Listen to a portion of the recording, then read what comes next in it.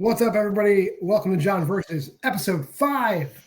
I brought on somebody, someone who loves horror at least as much as me, if not more. Look at all the DVDs behind him. It's So Austin. many. So many DVDs. Austin, how you feeling this week? I'm good. I wanted to start with the show by apologizing to you, John, and this will make sense in a second. So when I went to the theater about 10 months ago and paid my full admission price because it wasn't part of Regal Unlimited and saw Winnie the Pooh, Blood and Honey in theaters and paid my $13. Two things. I did not realize that it was a Jagged Edge production at the time because I just was not familiar with this oeuvre, and all that. And B, that you had a vendetta against Jagged Edge Productions. So I feel like I contributed to the next 5 years of filmmaking for Jagged Edge Production and their next 30 movies by contributing to the several $1 million that movie made at the box office. Yeah, this movie, I think, actually came out. I'm not saying we're watching it. I think this movie actually came out. It was released after it. But with the way it was made, I don't think either it was being held in the hopper and it was filmed before Winnie the Pooh, Blood and Honey, or none of the Winnie the Pooh proceeds went towards this movie. Okay. 100%. Right. Well, there's nothing that makes it stand out effects-wise that makes you think they threw a few more bucks at it. That's for sure. Not at like nonsensical effects and bad nonsensical effects. Right. I don't want to spoil yet too much what we're talking about because I like to throw up the trailer first. The movie we're talking about this week is a definitely underseen gem. Only 4 reviews on Letterboxd, and one of them is mine. It's Sky Monster. It is your 21st after all, and I got a surprise for you. Really? What? We leave in 5, so get yourself ready.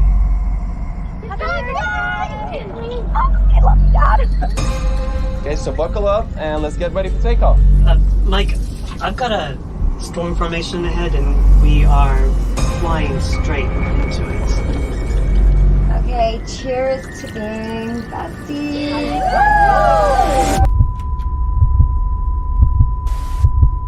What the?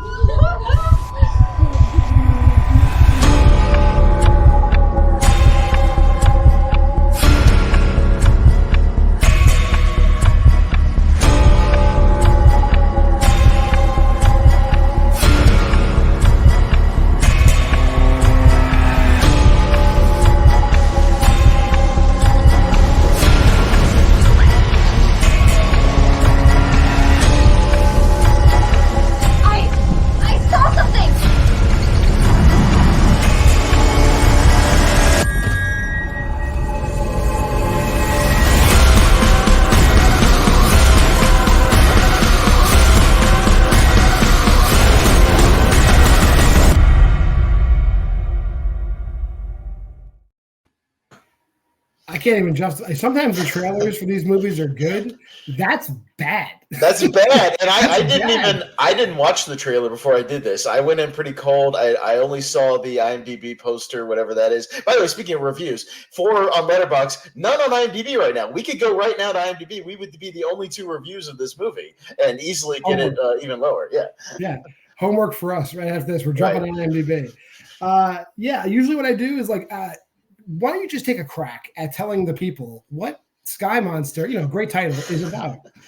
It's a bunch of girls on some kind of overly convoluted birthday trip that it took me 2 viewings because I watched this movie twice to figure out all the premises of how this trip comes together on a plane, some kind of small private plane, because God knows Jagged Edge can't afford a commercial plane with 50 extras. Can't do that.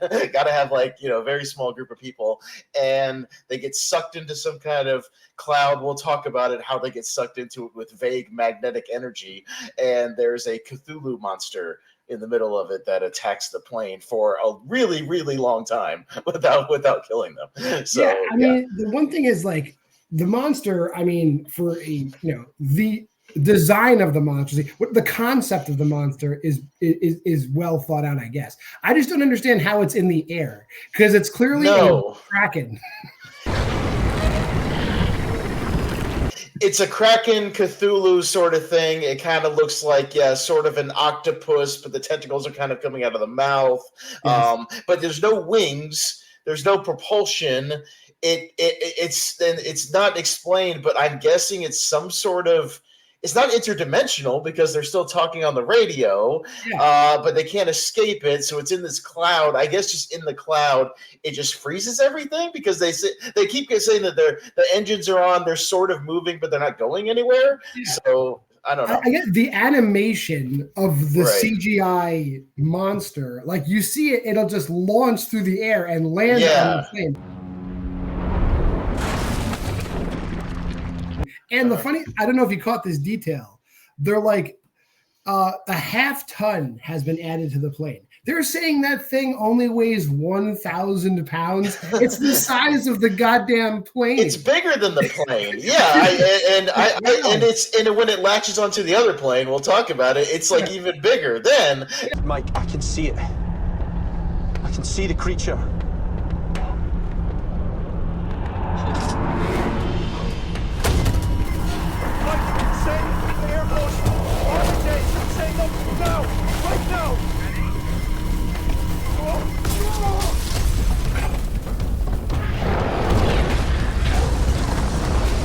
And you would have to say at least 10 tons, 20 tons. I mean, this thing has to be in the multiple tens of thousands of pounds at least, right? This is like this is bigger than a dinosaur. This is like it's probably up in the almost 100 tons or more. Given how big it is when they jump, it does not weigh 1,000 pounds. But I'm just going to add that to the list of things that the producers of Jagged Edge movies don't know anything about. They don't know how much they. We'll get into what they don't know about planes and travel in this movie, I'm sure. Yeah. Before we went on the air, we mentioned that, like, Pez and I almost had a disagreement that, like, he's like, the movie takes place in England. I'm like, I can see how you would make that mistake. This movie is set in Florida because they're flying, to the Bermuda area, and they say the flight is from Florida to some imaginary island. Yet the father drives on the right side of the car, on the right side of the road. Dad, can you tell me where we're going yet? That's a negative. And the plane taking off down the runway has a Union Jack on the tail of the plane. So I don't know how dumb people think people are, but you are clearly in England. When they're driving there as well, it's clearly the English countryside. Florida, I lived in Florida. I traveled around Florida doing my wrestling shows. I've been to every area of Florida. There's no area of Florida that looks like that. There's no trees like that. I've been to Florida. There's no trees like that in Florida. No. There's no countryside in the hills like that in Florida. It's very, very flat in Florida, and I can tell you that from experience. I was confused. Clearly, I was confused. We were both. I heard them mention Miami vaguely, but I thought they were like flying through Miami, or the island was near Miami or something. Like it was a Florida. I was completely confused as to where this island was either. Like they never say it. All American girls. So, we have Cindy, the main character. It's her 21st birthday. It starts on like a real sad note. Like, is nobody gonna be for my birthday?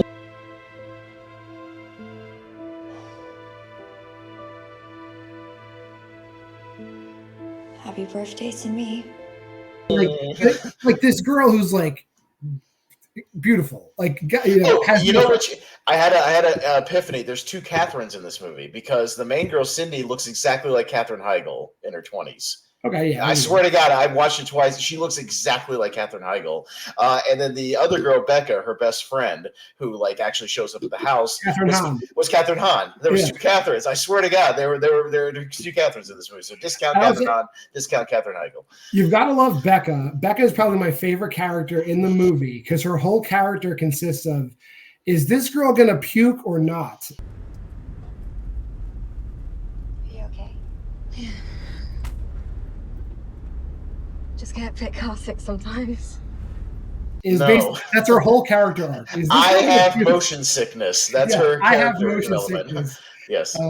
And then a nice male flight attendant gives her like ketamine and mushrooms or something. This will help you relax, but I also put mushrooms in it, and it's a pill that's like minuscule, by the way. You might have something that may help in your head. What is it? It's just something to make you feel chilled and relaxed.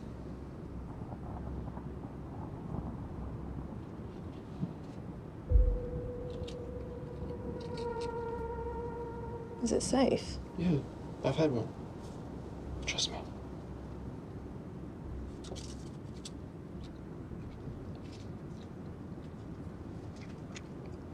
Thank you. So he must have crushed up his own concoction of mushrooms and blended them and somehow made his own pills? Question mark? Okay. There's I don't want to say there's a vast array of characters in this movie. There's no real characters, but there are people on screen. You have Cindy, you have Becca. Those are our two main characters, the best friends. You have Lola, who's the like horny one. The horny one, yes. Yes. And a lot of these actresses show up in the movie. Then you have the tall friend. I don't know what her name is. I think her name was Yvonne. I caught that. She was the tall one, but the other one, I did not catch a name, and she has no personality. She's just the fifth one. She's other blonde girl. Then you have pilots. You have male flight attendants. Vince and Roland. Vince, I did catch because I watched it twice. Vince and Roland. Vince and Roland is the pilot. Vince is the flight attendant, and Roland is the pilot. Right. Dad's name is Mike, but Dad is also, for some reason, a air traffic controller because he just goes in the air traffic controller booth and throws on a headset. Who knew?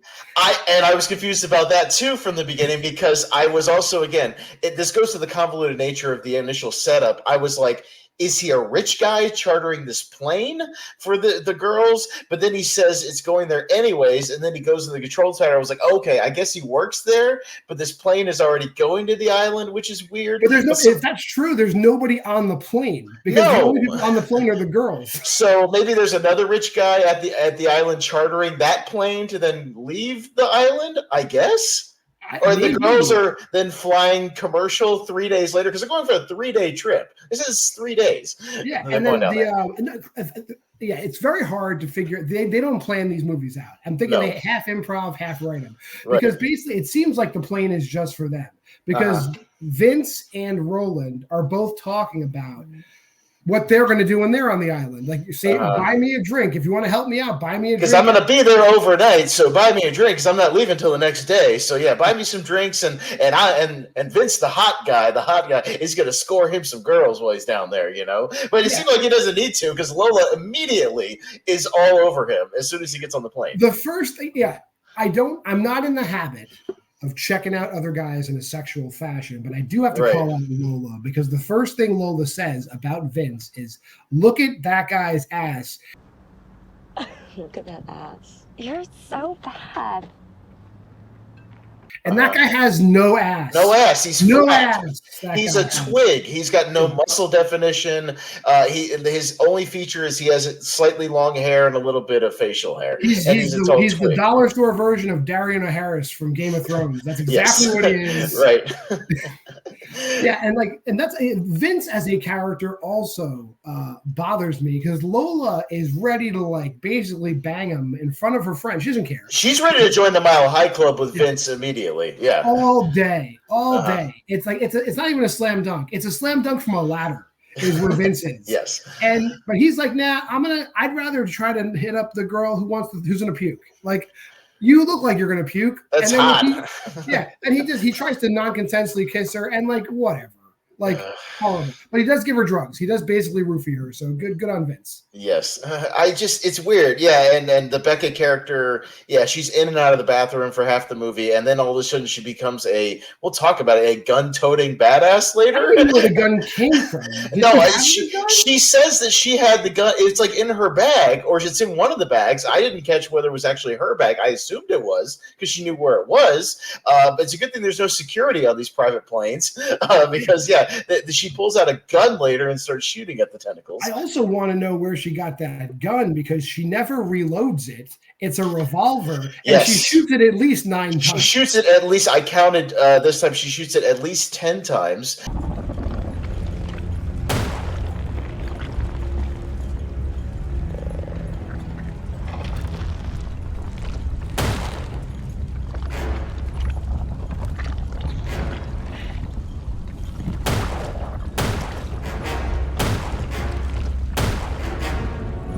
And I caught the same thing because I do own firearms. I'm not like a super gun enthusiast or anything, but I know how firearms work. I've been to firing ranges. I own several. And yeah, she has a 6-shot 357, and she shoots it at least 10 times without reloading. And let's say even if there was a time like she shoots it twice, let's say she reloads it then. The next scene where she's shooting it, she shoots it 7 times in a row. Yes. In a row, which is impossible. Right. And well, I mean, and it goes without saying that the gun effects are absolutely horrific, you know, just the little spark coming out of the end of the gun. Muzzle fire edited out of the gun.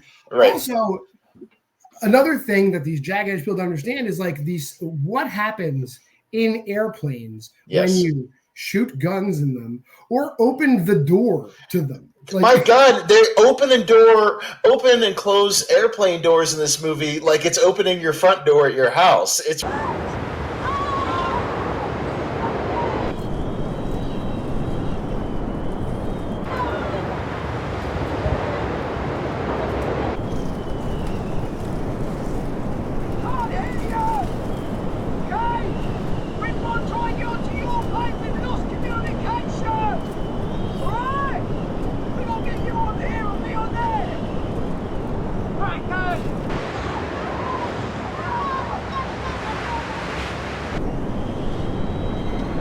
ridiculous because not only do the other characters that enter the movie, Crazy Carl or whatever his name is, and the other Benny guy, in a huge long airliner, like a much larger plane, you know, he tells them strap in and go open the door to communicate with the other plane. Yeah, they open their door, the girls open their door, and they're like yelling. They're yelling, and they can maybe hear each other. I don't know. That's not at least clear. He's got at least a flashlight, and he's trying to like flashlight them. But I don't understand what the goal is at that point, John, of why they're trying to communicate. Like, what are you communicating? I don't know what they were planning on doing. What's the plan? Were they going to throw a ladder across and have the girls? They're going to do the Air Force One at the end, where they have the zip line from the one plane to the other, and they're going to zip line to the other plane and get on that. It doesn't get that far, unfortunately, because that monster, that sky monster, has other plans. And the funny thing about this movie is, like, they take a really long time to get to business. I mean, the movie's only like 74 minutes. Yes. 74 minutes long, but it takes they start the movie in the middle of the bullshit. Like, you know, you see the monster just to wet your whistle. Right. Then it goes 12 hours earlier, but it takes forever. It takes at least 35 minutes for the monster to show up. But hey, I'll say this. They at least teased us, if you're a man, with a nice titillating scene where they all, for no reason, change into bikinis on the plane and have a fashion show for Vince, where Lola full-on gives him a lap dance during this thing. There is somehow party lighting, like pink and blue and purple lighting all over the plane. Disco lights all of a sudden in the plane, and they all change into bikinis. But then the next scene after that, when the monster starts attacking, most of them have changed back into their original attire, except for Lola, who just like puts on a robe and continues to wander the plane. Another small thing, and I will add the clip here. When this lap dance is going on, I don't know if you noticed the lyrics to the song that is playing. The lyrics to the song are like, "We're all sober, the party's over."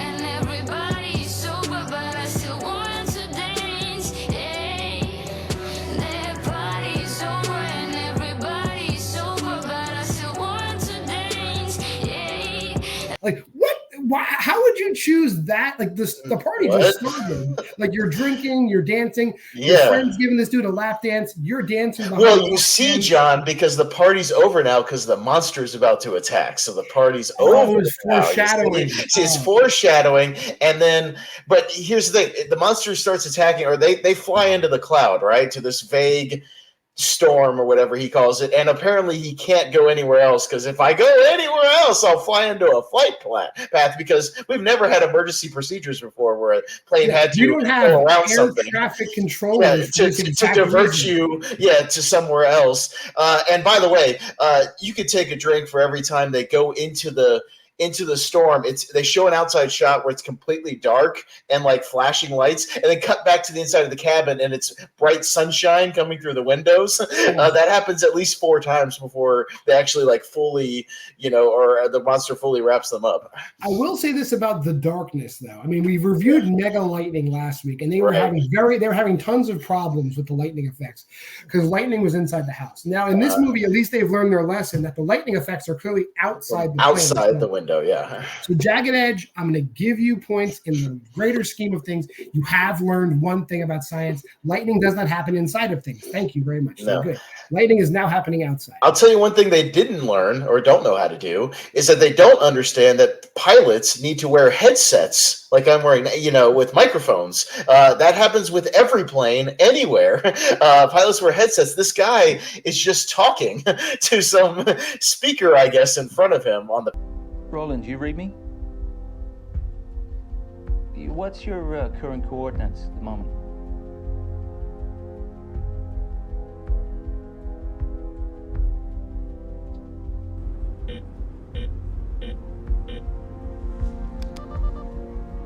That's strange. The readings are off. It says that we're off course, that we're circling. Panel and just and there's no headset whatsoever. He's just talking in the room, in the vicinity. There's a reason why pilots wear headsets, because it can get loud sometimes and you have to be able to hear the instructions and communicate information. They don't understand how piloting works either. Yeah, so like I said, eventually this monster just jumps on the plane. Doesn't knock the goddamn plane out of the sky. No, it just wraps it up. Lands on the plane. And for a while, this thing is hugging the plane, and like nobody notices a thing. It's like the one girl who has taken the Valium mushroom combo, sees tentacles, but they just write it off as like, oh, she's high. Tall girl somehow takes a picture from the perspective of outside the plane in full view of the monster. Outside in the clouds, there's a strange outline of big. Must be a shadow or, I don't know, just a strange-looking cloud. Really? I don't know how she got that picture, by the way. Very tall. Wait, yeah, she's got long arms. She can somehow, like the tentacles in this thing, reach through the plane and, in and out and take a picture. And speaking of long arms, that's basically what this monster is. It is a large tentacled kraken monster. And it slowly but surely, through hugging the plane, is able to find all the nooks and crannies of the plane to get his tentacles inside the plane without changing the cabin pressure at all. And without seeing anything, knows exactly where the pilot is and sneaks around him and gets him in a sleeper hole. Yeah.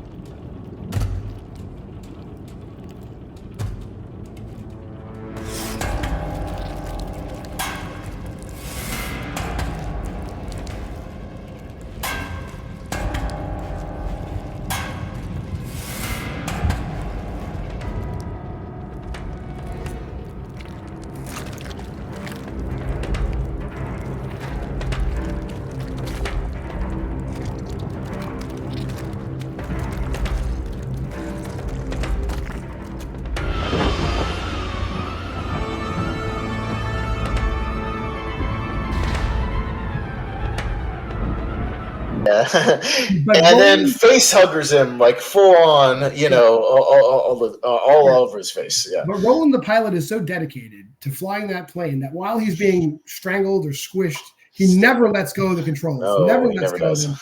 And then inexplicably, it grabs him by the head.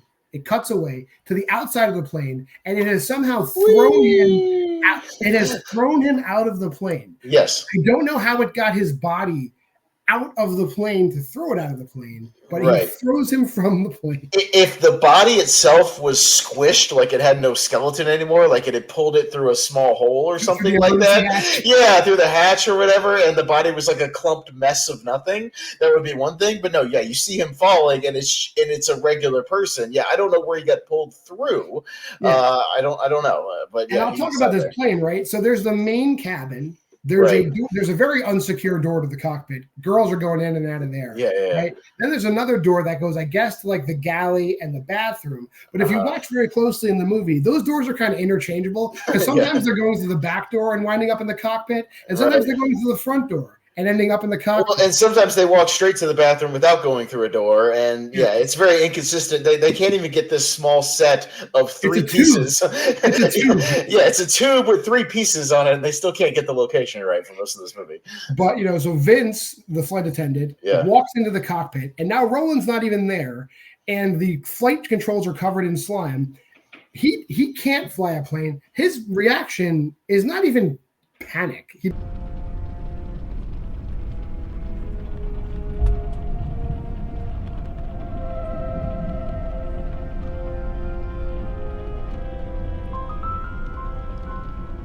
doesn't even panic. It's like another day at the office. Where's Roland? Where did he go? And then Vince, now that there is no pilot, he does not know that the one girl can fly the plane. He's just done with this bullshit. He walks out of the cockpit through the girls, wants nothing to do with them. Like, I don't know what is going through his head. Like, hey, it's on autopilot. We've mentioned autopilot 30 times in this movie, so it's all good. It's on autopilot. No problem. I guess it'll fly the plane and get us there and land safely. Yeah. Then he goes into the bathroom, and as every good horror movie, the Kraken attacks him through the toilet.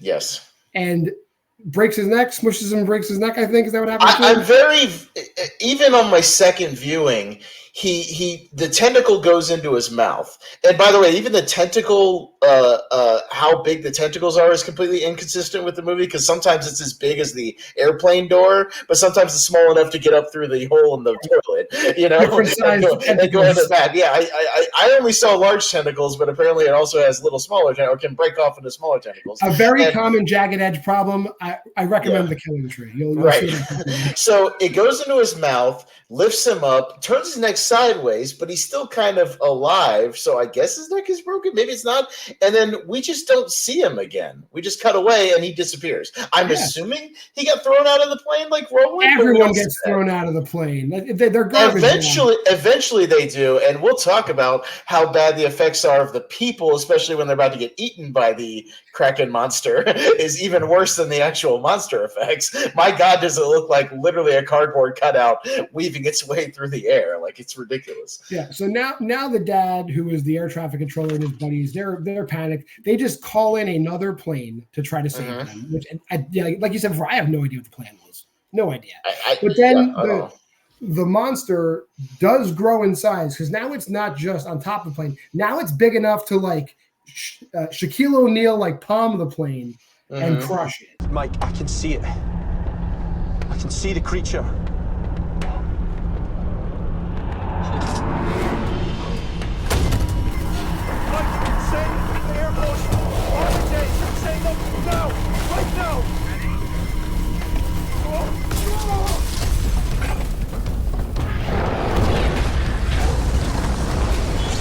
Right? Yeah. Because it takes care of Benny and his buddy. Yeah, it does that at first, and then later it's big enough to swat these planes away like flies, like just with the end of its tentacles. So again, the inconsistency knows no bounds in this movie with the size of this creature. And then, I'm going to jump around a little bit because then the movie just kind of is going at full speed now. Now the Kraken is just indiscriminately taking girls out of the plane and throwing them, or taking girls out of the plane and eating them one at a time. He's just snacking away.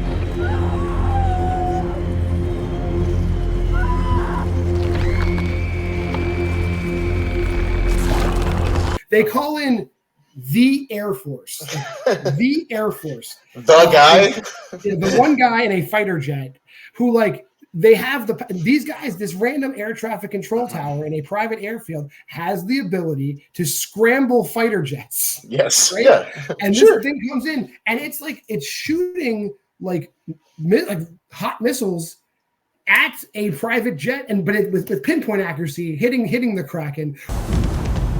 Target locked! Preparing to fire!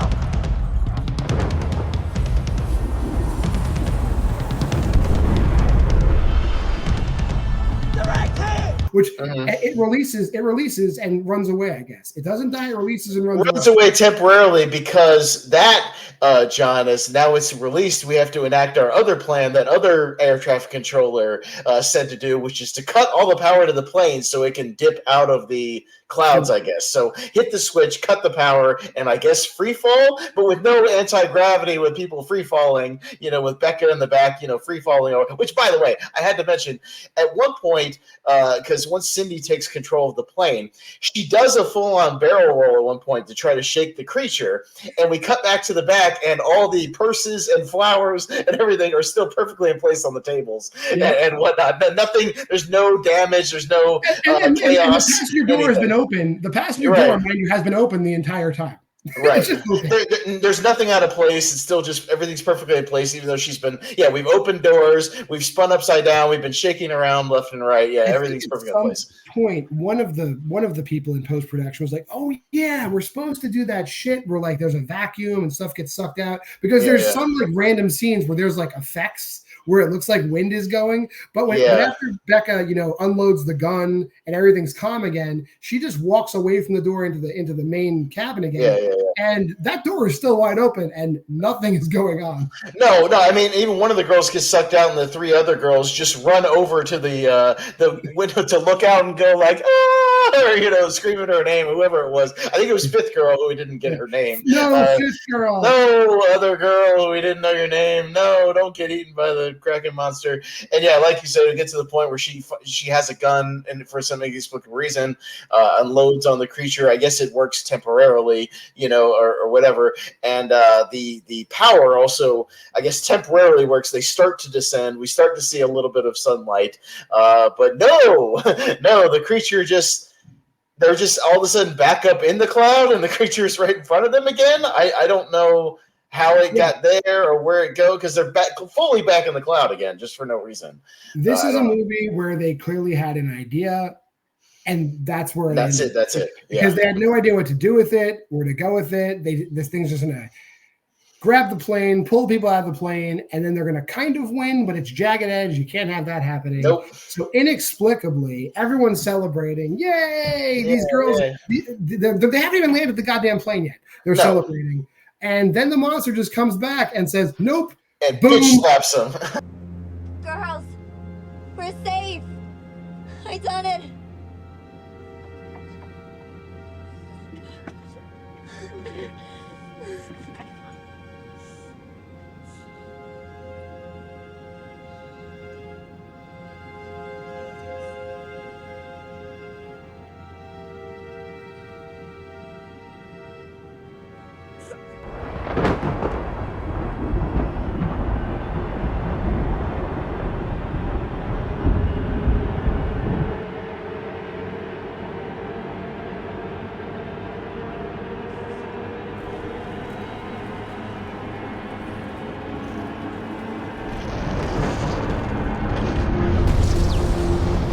Plane explodes. It cuts to the dad and the friends in the air traffic controller, and they're just like, it's all silence, like,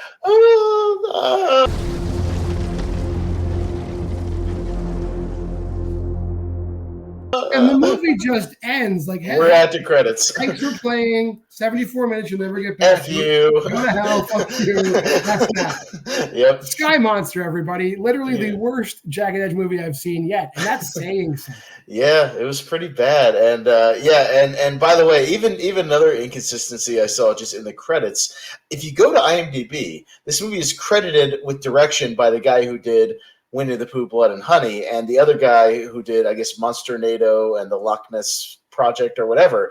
But the actual credits of this movie, in the credits, it's Aaron Winsell, so they can't even get their credits right. Yeah, everybody gets a hand in it. Everybody had a hand in it, and everybody took a crack at different scenes in this movie. I had seen that Reese Wakefield guy who did Winnie the Pooh was attached to this too, but then you go on Letterboxd, it says Tyler James hyphenated, which is weird.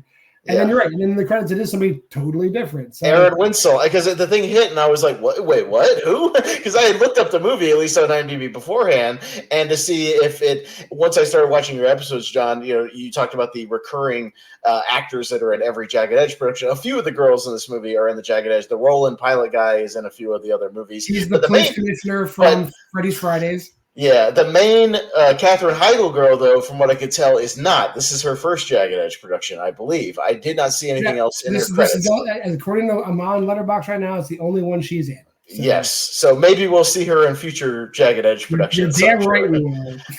but it will not be, her next movie will not be Sky Monster 2, The Attack Unless she somehow survives that. Sky Monster 2, Revenge of the Father, I guess, is what's going to be the next movie. Where he's going to call in the full Air Force this time, and they're going to attack this thing. We're going to get the scientists involved and whoever, religious people involved. We're going to call in everybody to attack this thing and find it. With that Winnie the Pooh money, what they'll do is it'll be like Sky Monster 2, but it's gonna be like a SpaceX style thing where they're trying to launch themselves into space, but the Sky Monster's gonna get them while they're still in the sky. Oh, and one other thing, don't ever mention a movie that's better than yours, Jagged Edge. Calling your flight number THX1138 is not going to save you. Don't ever reference a movie that's better than your movie. Even George Lucas's first low-budget movie. Yes, they do that often in movies too. Like they deliberately, it was deliberately like Curse of Humpty Dumpty and Cult of Humpty Dumpty, and they talk about Child's Play in Curse of Humpty Dumpty. Don't do that. Those are better movies. Don't do that. You're calling out. No, I'd rather be watching THX. I'd rather be watching Child's Play. No, don't do that in your movies, Jagged Edge. Bad Jagged Edge. Don't do that. I got a suggestion from Luis Boost, the champ of the Why We Love Horror Trivia League, and he said these movies are bad. People shouldn't be watching them, but I don't think we necessarily dissuade people from watching them by like making fun of them so bad. So if you are going to watch this movie, Luis suggested that we make up drinking games. Okay.